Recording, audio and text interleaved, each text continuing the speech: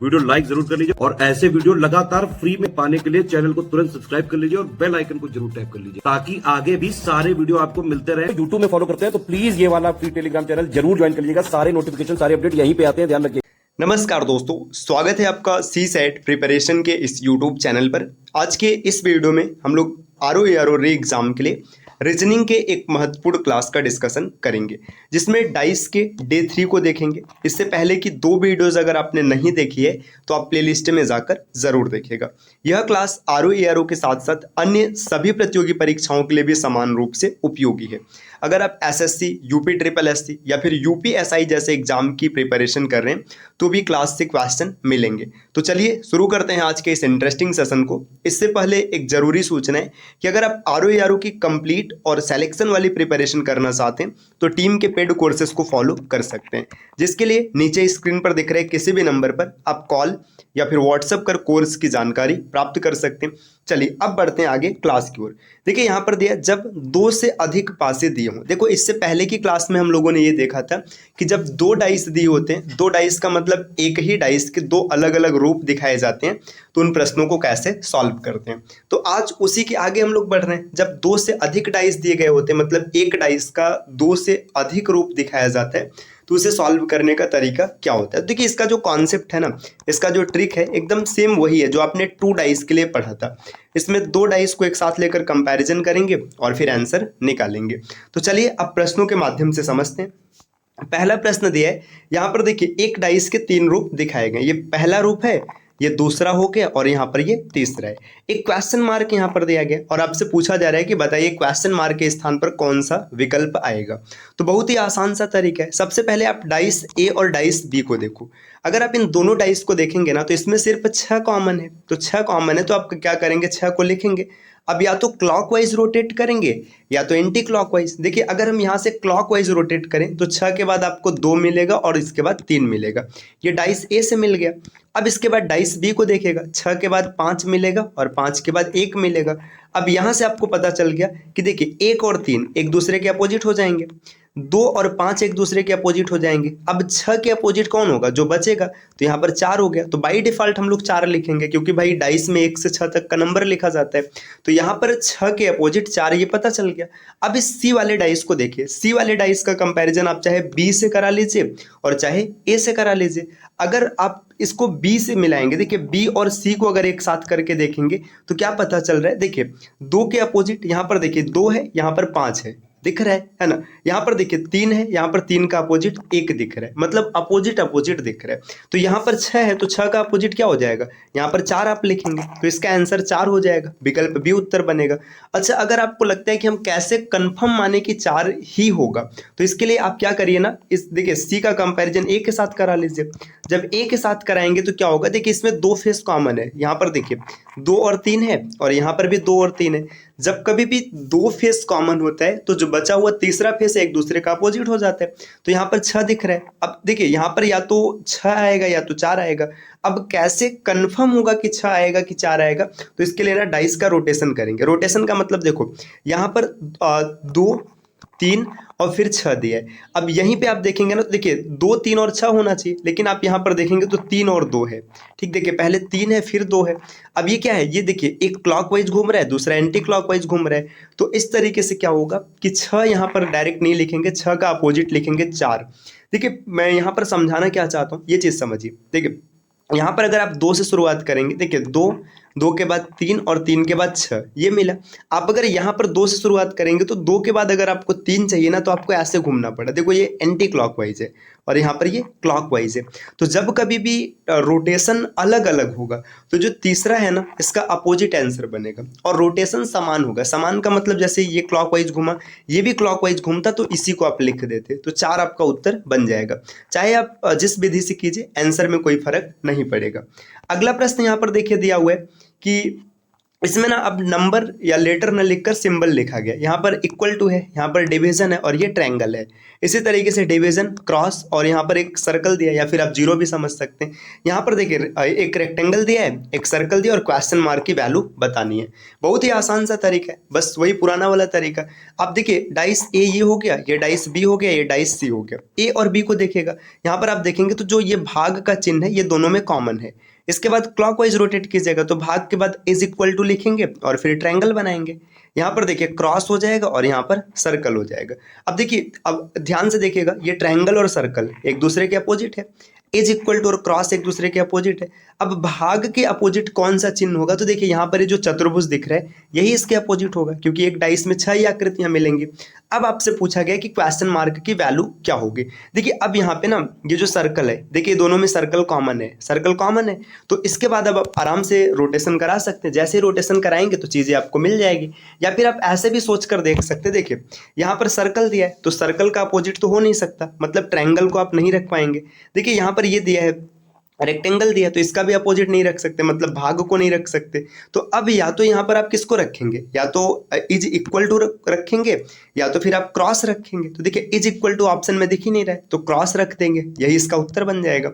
आसानी से आपने पकड़ लिया चीजों को। चलिए अगले प्रश्न पर आते हैं। अब यहाँ पर देखिए क्या है कि अब क्वेश्चन मार्क नहीं दिया है, डायरेक्ट पूछा जा रहा है कि इसके विपरीत क्या होगा। देखिए एक डाइस दिया है यहाँ पर, तो मतलब एक डाइस के 3 रूप दिए। पहला ये ए हो गया, ये बी हो गया और यहाँ पर सी हो गया। आपसे पूछा जा रहा है कि बताओ 3 के विपरीत क्या होगा। अब 3 के विपरीत निकालना है, बहुत ही आसान सा पैटर्न है, आप इसको क्लियर कर सकते हैं। देखिए यहाँ पर आप किसी भी 2 डाइस को सेलेक्ट कीजिएगा। अब 2 डाइस को अगर सेलेक्ट करेंगे ऐसे, देखिए इसमें देखिए 2 और 3 और इसमें भी 2 और 3 है, तो 1 और 4 तो एक दूसरे के अपोजिट हो जाएंगे। ठीक, 1 और 4 अपोजिट हो गया। इसके बाद देखिएगा यहाँ पर आप आगे देखिएगा, यहाँ से देख लीजिएगा 3, 2 और 1, और यहाँ पर देखेंगे तो 3 और अच्छा इसमें 3 और 1 भी है। देखिए यहाँ पे 2 फेस कॉमन है। देखिए यहाँ से दोनों से पता चला कि 1 और 4 अपोजिट है, ए बी से पता चल गया। अब आप ए और सी को मिला के देखिएगा, ए और सी को मिला के देखो, देखो 1 3 इसमें है और 1 3 यहाँ भी है, तो 5 और 2 एक दूसरे के अपोजिट हो जाएगा। 5 और 2 एक दूसरे के अपोजिट हो गया, तो अब बचा कौन है, 3 है और 3 के अपोजिट 6 हो जाएगा। विकल्प सी को टिक करेंगे। ऐसे भी एक चीज़ आप यहाँ पर देख सकते थे। देखिए आपने एक पॉइंट पढ़ा हुआ है कि जो डाइस होता है, डाइस में अपोजिट फेसेस को ना तो छिपाया जा सकता है ना तो दिखाया जा सकता है। देखिए 3 सभी डाइस में दिख रहा है। ठीक, अब देखिए 3 के साथ 2 और 1 दिख रहा है, इसका मतलब कि ये दोनों पड़ोसी होंगे, अपोजिट नहीं हो सकते। ठीक, इसके बाद देखिए 3 के साथ 4 दिख रहा है तो ये भी इसका पड़ोसी हो जाएगा, और 3 के साथ 5 दिख रहा है तो ये भी पड़ोसी हो जाएगा। ये चारों तो पड़ोसी हो जाएंगे, तो अपोजिट कौन बचेगा, 6 बचेगा। इस कॉन्सेप्ट का भी आप प्रयोग कर सकते हैं। जितना बेहतर आप सोच पाएंगे उतना बेहतर आंसर मिलेगा। देखिए इसमें पूछा गया कि ए के अपोजिट क्या होगा। ठीक, ए के अपोजिट निकालना है। डाइस को ध्यान से देखिएगा, यहाँ पे क्या क्या दिया हुआ है। देखिए सी डी ई, फिर इसके बाद ए बी और सी, और यहाँ पर देखेंगे तो ई एफ और बी दिया है। अब कोई भी कॉमन डाइस सेलेक्ट कर लीजिएगा जहाँ से आपको मिल जाए। जैसे देखिए इसमें सी है और इसमें भी सी है, तो लिखेंगे सी डी और ई। यहाँ पर देखिए सी बी और ए, देखिए यहाँ पर बी रहेगा। ई और ए एक दूसरे के अपोजिट है, बी और डी अपोजिट है तो सी के अपोजिट एफ हो जाएगा। ए के अपोजिट पूछा है, ई को टिक करिए, आगे बढ़िए। अब देखिए यहाँ पर 2 से अधिक डाइस दिया। यहाँ पर देखिए इसमें ना आपको 4 डाइस दिया है और आपसे पूछा जा रहा है कि 3 के अपोजिट क्या होगा। बिल्कुल भी आपको परेशान नहीं होना है। जो नियम 2 डाइस में लगा है, जो नियम 3 डाइस में लगा है, वही 4 में लगेगा। 4 क्या 5 6 7 कितना भी डाइस दिया और नियम सब सेम रहेगा। अब इसमें पूछा 3 के अपोजिट क्या होगा। देखो 3 यहाँ भी है, 3 यहाँ भी है, 3 यहाँ भी है। अब चाहे तो आप थोड़ा सा टेक्निकली भी सोच सकते हैं चीज़ों को ना। देखिए अपोजिट फेसेस दिखाया नहीं जा सकते। देखिए 3 है, 3 के सामने देखो इसमें देखेंगे तो 1 और 2 दिख रहा है, मतलब 1 और 2 इसका अपोजिट नहीं हो सकता। यहाँ पर देखो 3 के साथ 1 है, 1 के अतिरिक्त 5 दिख रहा है, ये भी अपोजिट नहीं हो सकता। देखो 3 के साथ 4 दिख रहा है, ये भी अपोजिट नहीं हो सकता। जब ये 4 अपोजिट नहीं हो सकते तो बचा है 6, 6 को टिक करो, आगे बढ़ो। तो आप थोड़ा सा सोच कर भी प्रश्नों को कर सकते हैं, जरूरी नहीं कि आप इसको बनाइए ही, बाकी आप बनाएंगे तो भी आपको आंसर मिल जाएगा। चलिए अगले प्रश्न पर आते हैं। प्रश्न संख्या 6 दिया है। देखिए अब यहाँ पर प्रश्न का पैटर्न थोड़ा सा बदल दिया गया। 2 डाइस यहाँ पर दिया गया और 1 डाइस ऑप्शन में है। आपको पकड़ के बताना है कि ये जो 2 डाइस है ना, इसके जैसा कौन सा डाइस बनेगा। तो कोई दिक्कत नहीं, आप आराम से निकाल लेंगे। देखिए ये डाइस ए मान लीजिए, ये डाइस बी मान लीजिए। डाइस ए और बी में देखिए 5 कॉमन है, 5 कॉमन है मतलब 5 को रखेंगे, है ना। यहाँ पे ए हो गया और यहाँ पर बी हो गया। इसके बाद देखिए 5 के बाद 1 और ये 3। इसके बाद आगे आप देखिए 5 के बाद 4 और 4 के बाद 2। हमने क्लॉकवाइज रोटेट किया तो 3 और 2 एक दूसरे के अपोजिट है। 1 और 4 अपोजिट है, 5 के अपोजिट हो जाएगा 6। अब देख लीजिए किसमें अपोजिट फेसेस एक साथ दिख रहा है, जिसमें दिखेगा वो गलत हो जाएगा। देखिए पहले डाइस को देखेंगे तो यहाँ पर देखिए 1, 6 और 5, देखिए 6 और 5 अपोजिट फेसेस दिख रहा है, ये आंसर नहीं होगा। दूसरे डाइस को देखेगा, यहाँ पर 1 और 4 दिख रहा है, तो ये भी आंसर नहीं होगा। ठीक, तीसरे डाइस को देखेगा, यहाँ पर देखिए 2 और 3 दिख रहा है, तो ये भी आंसर नहीं होगा। 3 आंसर नहीं होगा तो यही आंसर बनेगा। देखिए 4 है, 4 का अपोजिट 1 नहीं है, 2 का अपोजिट 3 नहीं और 6 का अपोजिट 5 नहीं, ये इसका उत्तर बनेगा। अगला प्रश्न यहाँ पर दिया साथियों, देखिए अब यहाँ पर देखिए कितने डाइस दे रखे हैं, 5 डाइस दिया है। इसमें ना अब ये ए हो गया, यहाँ पर बी है और यहाँ पर सी है। आपको बताना है कि इनकी वैल्यू क्या होगी, ए बी सी का मान क्या होगा। तो बहुत ही आसान सा प्रश्न बनेगा, आपको बिल्कुल भी परेशान नहीं होना है। चीज़ों को पहले आप ये सेट कीजिए कि अपोजिट कौन है। देखिए यहाँ पर देखेंगे तो 4 दोनों में कॉमन है, ये डाइस मान लीजिए पहला है, ये दूसरा, ये तीसरा, ये चौथा और ये पांचवा। देखिए पहले और दूसरे डाइस से देखिएगा आपको क्या पता चल रहा है, पहले और दूसरे डाइस से पता चल रहा है कि देखिए 4, 2 और 6। देखिए 4, 2 और 6, यहाँ पर मैंने एंटी क्लॉकवाइज रोटेट करा दिया, तो यहाँ पर 4, 5 और 3 जैसा रोटेशन होगा दोनों में वही रहेगा। देखिए 6 और 3 एक दूसरे के अपोजिट है, ठीक, 2 और 5 अपोजिट है, तो 1 और 4 एक दूसरे के अपोजिट हो जाएंगे। आराम से आपने सेट कर लिया, कोई दिक्कत नहीं। अब देखिए ए की वैल्यू हम लोग निकालने का प्रयास करते हैं। देखिए यहाँ पर 3 और 5 दिया है, यहाँ पर भी 3 और 5 दिया है, ठीक। इसका डायरेक्शन देखो, ये अगर आप 3, 5 देखेंगे तो ये क्लॉकवाइज है, ठीक। ये 3, 5 देखेंगे तो एंटी क्लॉकवाइज है। इसका मतलब कि जो आंसर सेट होगा ना, जैसे यहाँ पर देखिए 4 छूट रहे, तो 4 का अपोजिट आंसर में शामिल होगा। 4 का अपोजिट होगा तो यहाँ पर आप ए लिखेंगे, 1 लिखेंगे। देखिए कैसे हो रहा है, इसको एक बार फिर से दिखा देते। देखिए आपने अभी तक ये सेट किया था कि 4 के अपोजिट 1 आ रहा था, ठीक, और 2 के अपोजिट आप देखेंगे तो 5 आ रहा था और 3 के अपोजिट 6 आ रहा था। अब ये डाइस पहला था, ये दूसरा था, ये तीसरा, ये चौथा और ये पांचवा। आपको ए की वैल्यू निकालनी है, तो दूसरे और तीसरे इन 2 डाइस को मिलाकर देखेगा। देखिए आप देखेंगे 3 और 5 इसमें भी है, 3 और 5 इसमें भी है। रोटेशन देखो, 3 से 5 की ओर आए क्लॉकवाइज घूमे, है ना, 3 से 5 की ओर आए एंटी क्लॉकवाइज। देखो एक बार क्लॉकवाइज है और एक बार एंटी क्लॉकवाइज है।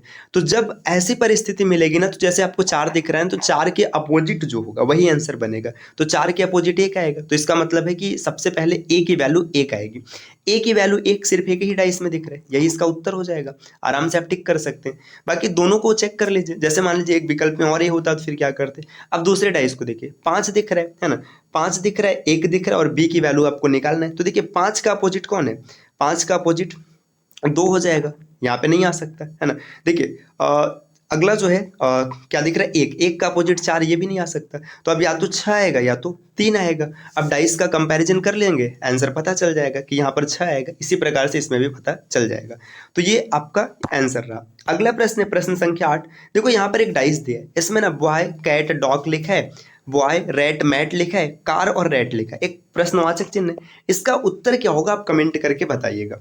उम्मीद है कि अब डाइस के कोई भी प्रश्न जो क्लोज डाइस है इसमें आपको दिक्कत नहीं आएगा।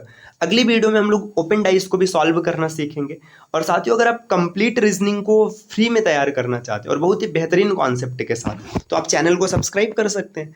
और टीम के पेड कोर्स से जुड़ने के लिए ये नीचे जो स्क्रीन पर नंबर है, आप इनमें से किसी भी नंबर पर कॉल या व्हाट्सएप कर कोर्स की जानकारी प्राप्त कर सकते हैं।